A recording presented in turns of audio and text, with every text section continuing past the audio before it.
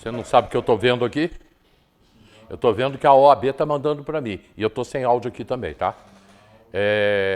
Não saiu aqui o áudio, não. Gente, já estou voltando. Hoje a gente, como sempre, tem muitos assuntos a debater. Mas hoje, falando do combate à violência contra a mulher, que não é o assunto de hoje, que é praticamente um assunto de todos os dias, eu tenho aqui o pessoal da OAB, o Ed, que é o presidente da OAB, a Gisele, a doutora Gisele, que é vice-presidente da OAB, né? A doutora Mariana Portugal, secretária-geral, a doutora Nitrione, que também está nessa luta, lógico, da OAB, né? Em defesa da violência contra a mulher e também da criança. E a gente está sempre junto, né? O Marco Aurélio também, doutor Marco Aurélio, a gente está sempre junto. Com a Nitrione, a gente está indo de lugar em lugar aí falando sobre a violência contra a mulher. Mas em 1987, a Banda Nenhum, eu não vi ainda não, tá, gente? Eu só vi o início, eu não sei como é que isso ficou, não. A Banda Nenhum de Nós já denunciava numa música, Camila. Aliás, um amigo meu fez uma música agora em proteção, eu estou preparando essa música também. A criança, aqui em Teresópolis, a violência contra a criança.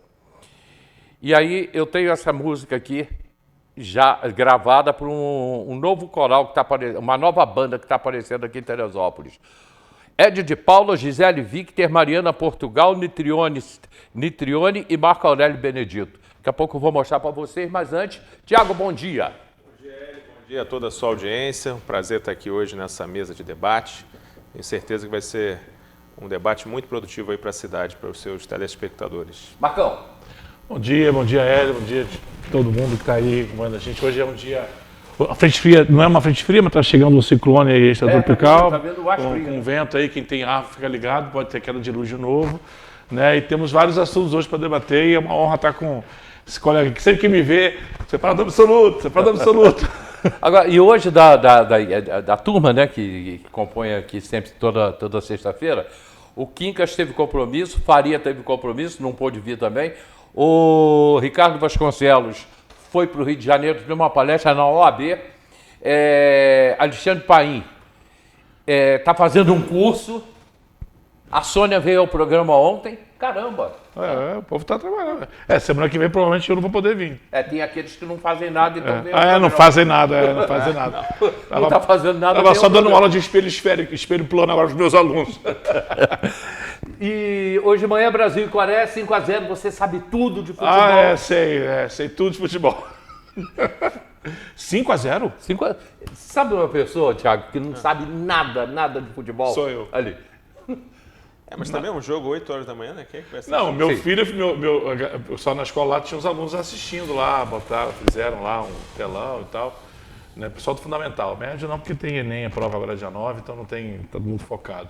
Mas normalmente eu não acompanho, cara. Meu filho fica no meu pé, você tem que entrar em coisa de futebol, você não sabe nada, eu falo que você sabe, pô. Ele sabe tudo, eu vou aprendendo com ele. E o Brasil jogou bem, rapaz. Eu vi um pedaço do jogo lá, o Brasil jogou bem. O jogo foi aqui no Brasil? Não, na Coreia, né? Tá. Se fosse aqui, isso era foi 8 da manhã. Tá. É o fuso. É o fuso. Caramba. E agora é o Japão. O próximo jogo é o Japão. Acho que terça-feira. É um jogo amistoso, que não tem valor nenhum, lógico, é um amistoso, mas é uma preparação para a Copa do Mundo. Mas contra a Coreia. Mas o time da Coreia do Norte, olha, eu vou te falar, contra Chile, Peru e outros aqui da América do Sul, eu sou mais Coreia, porque a Coreia do Sul. Eu sou mais o time da Coreia, porque o time é bom. E está na Copa do Mundo, né? Exatamente. E está na Copa. Você é flamenguista, né? Sou flamenguista, Tem graças a virtude, Deus. Né? Muito bom. Minha única preocupação hoje em termos de futebol é o Racing. Semana que vem a gente tem o Botafogo, que é tranquilo também, não me preocupa. Os botafoguenses estão sem dormir, vão ficar uma semana aí. Aliás, eu tenho vários amigos aí botafoguenses, o próprio Luiz é botafoguense também, enfim, mas... De futebol, uma coisa assim, eu mandei pro meu pai faz aniversário agora dia 25, né? Aí eu mandei para ele, eu recebi um cara que toca música, um professor de música, falando do hino do Vasco. Explicando o processo do hino do Vasco, a parte melódica e tal. Aí eu tô para ver se o Davi faz uma peneira pro Vasco, né? E aí a mãe dele estava comentando que quem vai pro Vasco para a base tem que estar ou na escola do próprio Vasco. O Vasco tem uma escola dentro, eu não sabia disso. E ela fala, presta atenção no pessoal do Vasco quando vai dar entrevista. Jogador, o português deles é perfeito.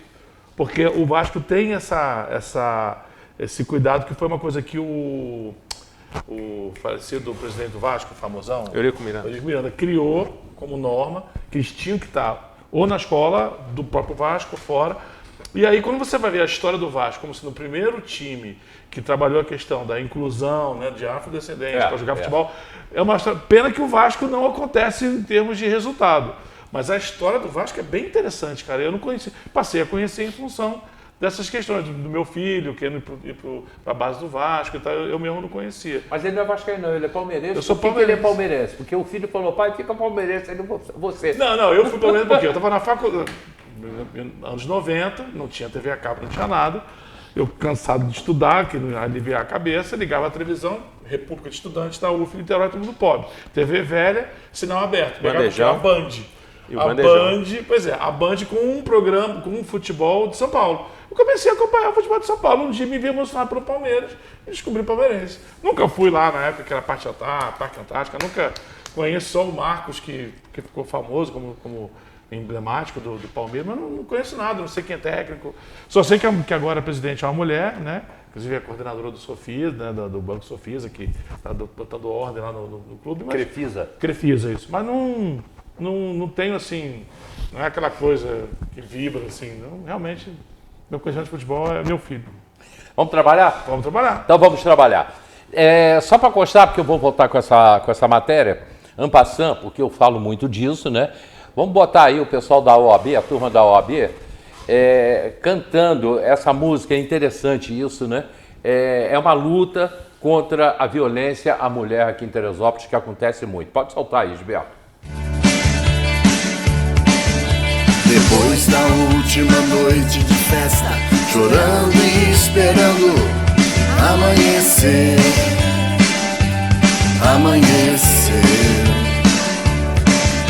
as coisas aconteciam com alguma explicação,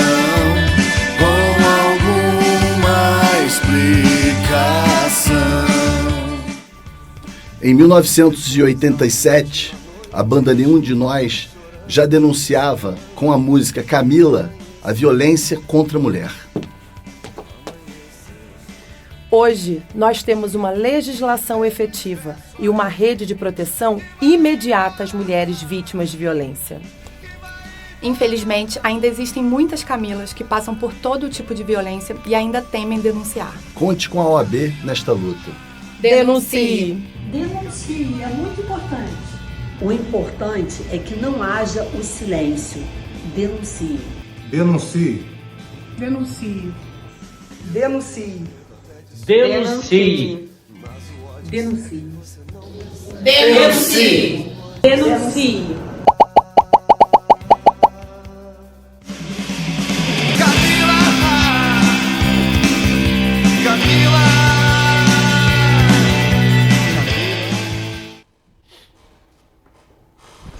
A gente está vivendo um momento aqui em Teresópolis, e eu falo diariamente, eu tenho recebido toda essa turma aqui no programa, a doutora Marcela, que é a juíza criminal e da violência doméstica aqui em Teresópolis, a secretária do Direito da Mulher, a Kátia, o pessoal da OAB, a Patrulha Maria da Penha, todos estão vindo aqui, a Cris, que é a esposa do Luciano, presidente da Câmara, está fazendo um trabalho incrível aqui em Teresópolis, numa luta aí contra a violência, lutando contra a violência da mulher. Enfim, toda essa turma está passando aqui. E aí surgiu a ideia de a gente trazer a igreja para essa luta também. Com uma certa dificuldade, mas a gente está conseguindo num passo a passo, porque é um trabalho muito grande.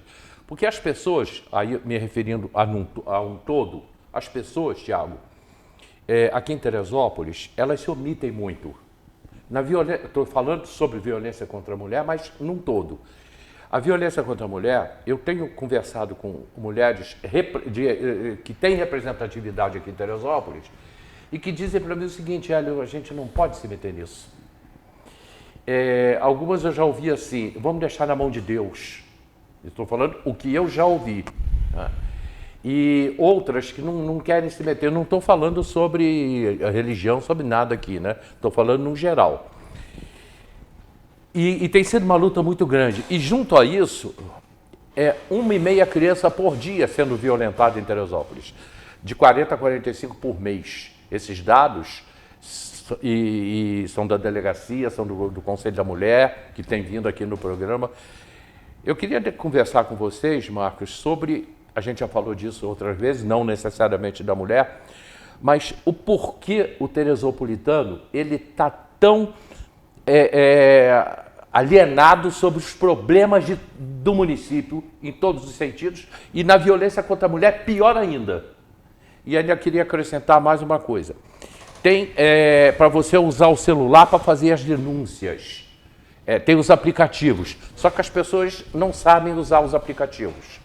Queria ouvir vocês sobre isso. Assim, eu tenho... Tiago, à vontade agora. É bem interessante, assim, em sala de aula, né, eu tenho observado algumas mudanças bastante positivas, né, nas escolas onde eu trabalho, são duas escolas privadas, em que você tem, assim, as meninas, né, elas não se submetem mais quando algum menino tenta... Tem até uns termos em inglês, que é cortar a menina que ela está falando, ou até aquele meio bullying, cala a boca, você é burro e tal. A menina... Hoje eu tenho visto, assim, dentro das escolas, a postura dos alunos, né, das meninas, se posicionando, não deixando mais essa coisa de se ficarem oprimidas pela relação de gênero, né? Agora, com relação à parte... Isso eu acho positivo, ou seja, eu acho que essa fala, não vamos mexer nisso não, eu acho que a geração que está chegando, a galera que está com 15, 14, 17, né, que é o meu perfil, né, de público, ele já tem essa consciência, sabe? De não é bem essa de não vou mexer nisso não. Com relação ao pessoal da geração seguinte, né, mais nova, né, mais velha, no caso 25 para cima... 25 até uns 55, eu acho que 50, acontece 55 muito é o anos. seguinte, as pessoas precisam entender o seguinte: existe uma questão que é muito séria, que da mesma forma que o pedófilo foi abusado, não faz o estudo, né, o cara que faz uma violência contra a mulher, uma agressão física ou outra agressão, ele veio de um lar disfuncional. 99% do que a gente vê de várias palestras que a gente já assistiu, como educador e também pela internet, nunca você tem um cara que saiu de um ambiente familiar, de um núcleo familiar de boa, estável, e de repente esse cara casa ou tem um relacionamento, né, matrimonial, e é violento com essa mulher. Sempre esse cara vem de um histórico.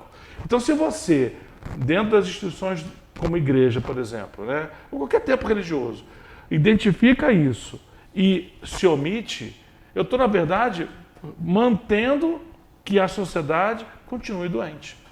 Então, quando alguém fala uma coisa dessa, como falou para ti, não vamos mexer nisso não, peraí, então é para deixar as famílias se acabarem. Porque o que acaba com a família é exatamente essa relação de tirania que alguns relacionamentos fazem entre homem e mulher.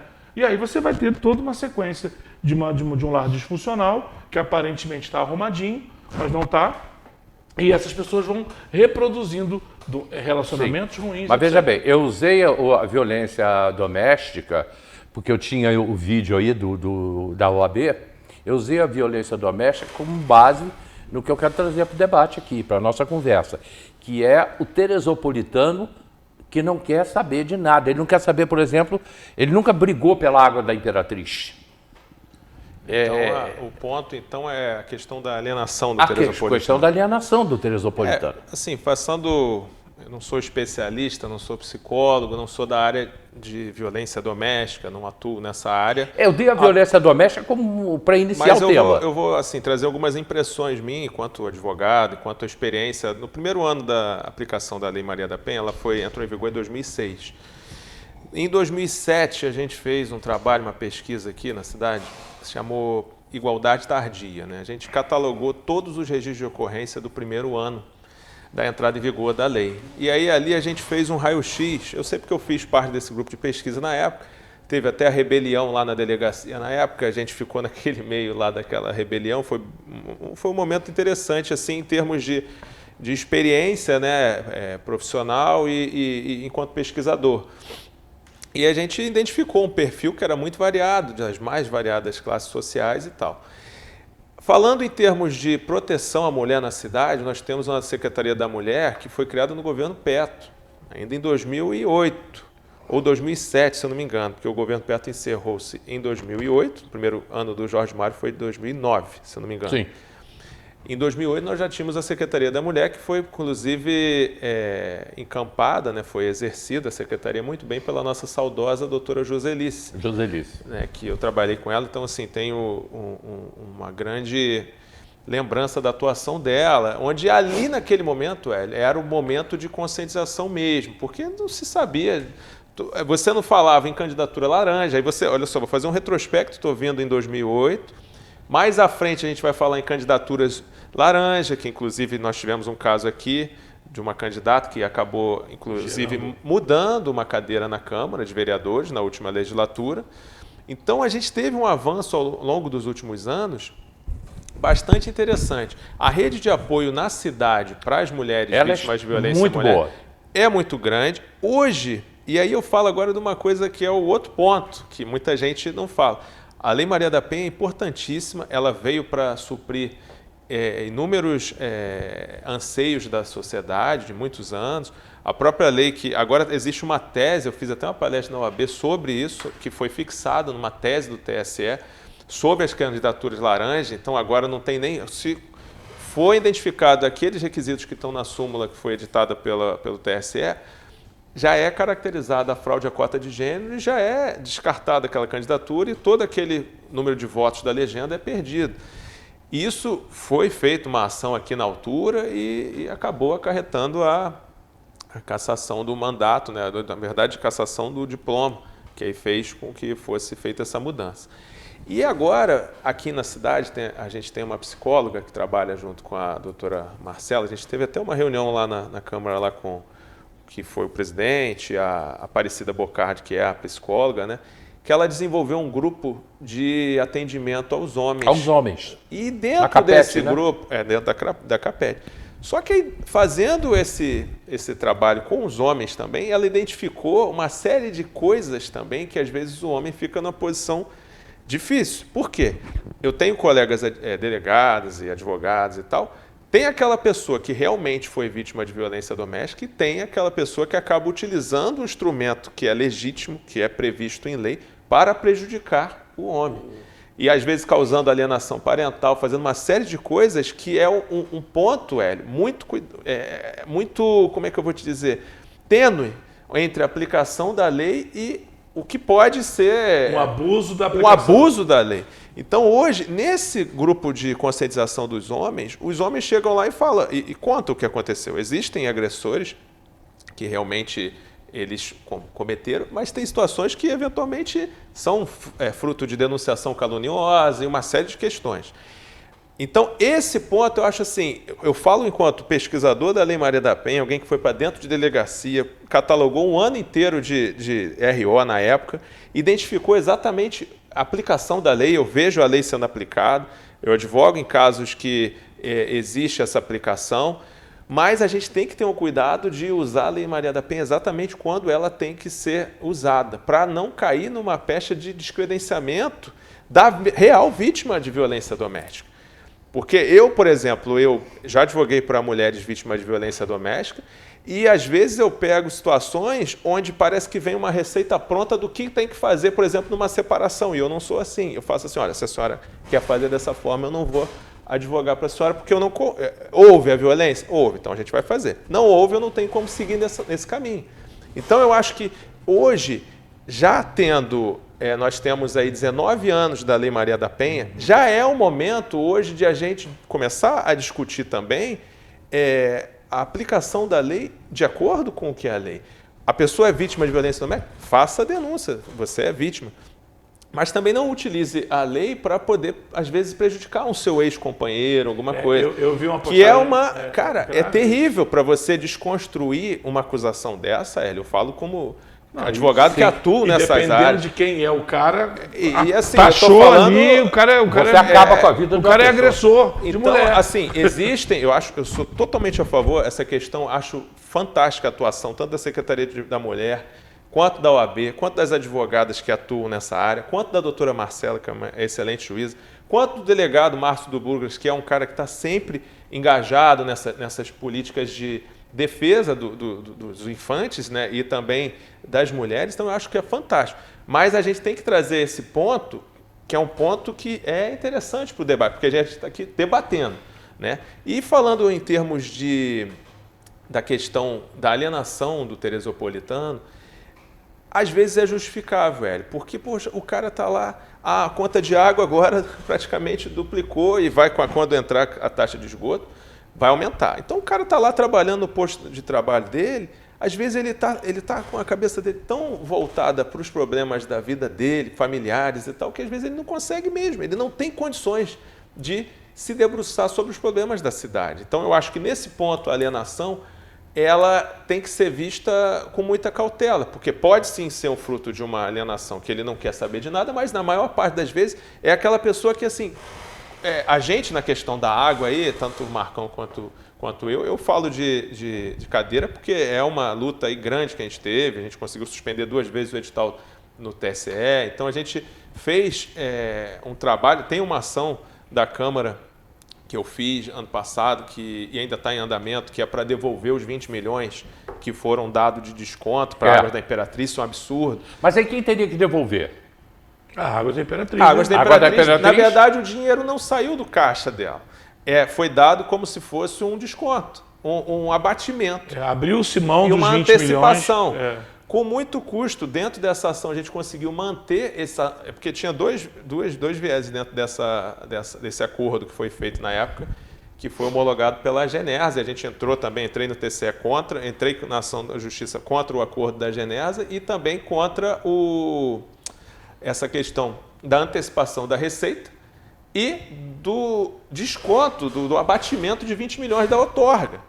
Que isso aí, imagina só se o novo prefeito, o Leonardo, tivesse entrado em 2025 sem o dinheiro dos 30 milhões que teriam sido antecipados. Aí a nossa discussão lá era o seguinte, como é que você vai antecipar a receita? Você não pode antecipar a receita. Isso está previsto no orçamento de 2025.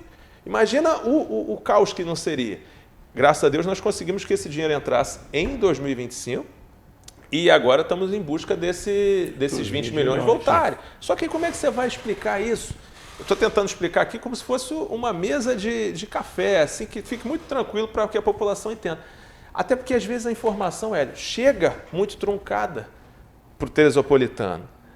Você é um homem experimentado, quantos anos de rádio, né? Quantos anos de televisão, Marcão, professor, tem experiência. Eu já tenho alguma experiênciazinha aí de trabalhar com essa área, né? De alguns anos. Então, assim, imagina trazer isso tudo que para a gente é difícil de digerir, trazer de forma fácil para o teresopolitano entender. É difícil dele entender, sim. É difícil dele entender. Mas quando nessa transição SEDAI, Água da Imperatriz, houve uma luta aqui durante 1 ano e meio, onde só brigou por Teresópolis a Câmara de Vereadores, Amigos da Água de Terê. os amigos da Água de Terê e o E o Grupo Sim de de Água. Água. E o Sim de Água. E o Sindágua. E o né? Planeja também, né? E o Planeja. Planeja também. Então, cadê a sociedade civil organizada num todo? Cadê a OAB? A OAB. A OAB também. Cadê? A CIAT, A CIAT, CDL, os clubes de serviço, os clubes sociais da cidade que usam água. A gente teve uma questão ali que foi o único momento que eu vi assim, que houve uma mobilização maior das entidades de classe do comércio, foi quando teve a taxa do comércio que dobrou. Sim, mas aí a situação já estava Aí já estava consolidada. E detalhe, lá atrás todo mundo lembra que em todas a gente inclusive juntou isso no processo lá, eu juntei os prints onde dizia-se que ia diminuir, a água ia diminuir. A água ia diminuir, não ia ter alteração. Então, como que, do nada, surge lá dentro do edital algo que foi discutido em audiência pública dizendo que não ia ter aumento? E aí vem, do nada, aquela taxa para o comércio, aí o comércio fica... Todos os lojistas, Hélio, que são beira de rua, que não, eles estão pagando uma taxa lá, que foi R$300 na época, aí o Diário, inclusive, denunciou isso. Aí foi daí que surgiu um remendo, qual foi o remendo? Não, como teve a taxa do comércio aí, vamos fazer uma antecipação, vamos fazer um acordo aqui, avalizado pela Genesa, onde antecipava os 30 milhões, dava desconto de 20 para poder diminuir a conta. Mas veja, o edital não era para ter sido feito de acordo com o que a prefeitura anunciava, com o que o mandatário da altura dizia que ia acontecer, ele dizia que ia ter uma redução. Mas aí, Tiago, é o que eu falo. Percebe? Aí eu falo com muita tranquilidade. Traz aqui os 3 juízes. Ele não vem, né? Porque eu não consigo entender Não como pode. é que o cara me pega uma ADIM, uma ação direta de inconstitucionalidade, de um diploma, vou usar os termos que eu aprendi, do Estado da Bahia, uma Constituição estadual, para dizer que a nossa Câmara de Vereadores, que nós somos o titular, a Prefeitura, não tinha que ser consultada para poder aprovar o contrato. É algo que eu não sou operador de direito, mas eu fico assim, cara, eu achei aquilo um absurdo. E aí, só para poder a gente colocar essa questão assim, eu não vejo, Hélio, que o teresopolitano o povo não se mobiliza. Quanto menos tempo você tem para se informar, menos capacidade você tem de tomar consciência dos seus direitos. Sim. Por que a gente, às vezes, em sala de aula, fica brigando? Bom era a época que tinha educação moral e cívica, ou SPB, porque o cara saía do fundamental com consciência do que é ser um cidadão. Hoje você tem uma série de enxurradas de demandas pelo celular de distração através das redes sociais. Você tem quem está trabalhando, pegando 2, 3, 4 trabalhos, um extra, para poder compor a sua renda familiar. E aí ele não tem tempo mesmo de se informar. Ele acaba sendo um escravo, no sentido bem entre aspas, né? Não de relações de trabalho, mas ele acaba sendo um escravo da sobrevivência dele. Ele vive pela sobrevivência. E aí ele não tem consciência do que está acontecendo. A gente teve agora, recentemente, um rapaz que foi na Câmara de Vereadores, parece que ele tem uma operação, estava na agenda de ser operado da coluna dele. Ele foi em frente à Câmara, fez um vídeo, ele queria falar com os vereadores, desceu a lenha, né, até usou algumas palavras de baixo calão, depois fez outro vídeo de novo, dizendo que está sendo ameaçado por assessor de vereador, porque ele está brigando pela saúde. Eu não quero para mim, não, eu quero que resolva a questão da saúde. Então, assim, quando você anda na rua e você conversa com as pessoas não estão satisfeitas com o status quo. Ninguém está satisfeito. Eu não conheço uma pessoa, não conheço uma, que fala assim, não, a água da Imperatriz entrou e eu estou feliz, porque agora não falta mais água na minha casa. A água da Imperatriz entrou e eu estou feliz, porque agora a conta está redondinha. Eu não vejo. Eu só vejo gente reclamando. Ou ficou a mesma coisa, na minha casa ficou a mesma coisa. A minha conta não mudou nada, está certinho. Teve uma redução da pressão de água, que eu costumo, porque eu moro numa casa com uma cota de quase 25 metros. Então, para a água chegar na minha caixa d'água, ela tem que ter 5 bares de pressão. Estava chegando com 2 bares de pressão. Eu sou um cara que conheço sobre isso. Então, quando o cara veio lá, eu falei, cara, olha só, tá dando 2,5 bares, não vai chegar nunca na minha caixa d'água. Aí, mas eu tenho essa capacidade técnica de avaliar isso. Se fosse uma outra pessoa, se fosse o jardineiro de casa, a água está chegando, ele abriu a água está chegando, o problema é ir para dentro. Não tem água. Entendeu? A gente tem visto hoje, Hélio, com relação a essa questão, eu nunca vi, né, isso aqui. Assim, nesses anos todos de SEDAI, eu acho que vocês também não viram. É muito comum a gente ver caminhão-pipa lá em Unamar, naquela região que é mais de baixada, que você tem uma dificuldade de ter água ali, porque a água vem das nascentes e vem das montanhas, né? Então, até chegar ali, você tem, às vezes, problema de distribuição. E eu nunca vi tanto caminhão-pipa como tenho visto pelas ruas aí, como eu tenho visto, né? E também problemas de abastecimento nas zonas altas da cidade, né? Que nunca houve, pelo menos na SEDAI, assim, eu não me lembro. E olha que... Não, tinha sim, mas era muito pontual. Vai ter um desligamento para mexer num determinado registro que compromete tal região. Então, hoje eu vejo isso acontecendo. Eu ando pela cidade e está toda cortada e não tem a população às vezes vai dormir, no outro dia está esburacada a porta dele. Então segura esse comentário que eu já vou entrar com essa matéria sobre reclamações da água da Imperatriz e um comentário que o vereador Paulinho Nogueira fez ontem na Câmara. A gente não recuperou essa imagem, mas eu sei o que ele falou, né? Em que você tem que conferir o hidrômetro. Confira o hidrômetro. Mas antes disso eu tenho um comercial, vou para o comercial, eu quero falar que hoje é sexta-feira.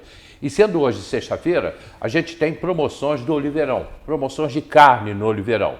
A carne, sexta-feira, lá no Oliveirão, ela está um pouco mais barata. Ah, mas o Oliveirão, tem gente que fala isso, o Oliveirão vende mais caro. Vende o mesmo preço que todo lugar. Às vezes é um pouco mais, um pouco menos, só que lá eu estou falando de qualidade. Estou falando de qualidade, de limpeza, do local em que você está entrando, que é o Oliveirão. Então, hoje no Oliveirão, eu tenho várias ofertas de carne no Oliveirão e vamos ver agora, você tem alcatra R$ 45,99 o quilo, bombom da alcatra R$ 59,99, carré de porco R$ 16,99, a costelinha suína, costela de porco R$ 25,99, lagarto redondo R$ 37,99 e o fígado de boi R$ 12,99. Algumas das ofertas e ainda tem a linguiça suína de porco, linguiça fina de porco, R$ 29,99. Patinho R$ 38,99. Sobre paleta suína, R$ 20,99. Essa sobre paleta assada, isso é muito bom. Salsicha perdigão, R$ 10,99. Essas ofertas hoje no Oliveirão. E nós voltamos já com uma matéria do Bandeira falando sobre reclamações Águas da Imperatriz.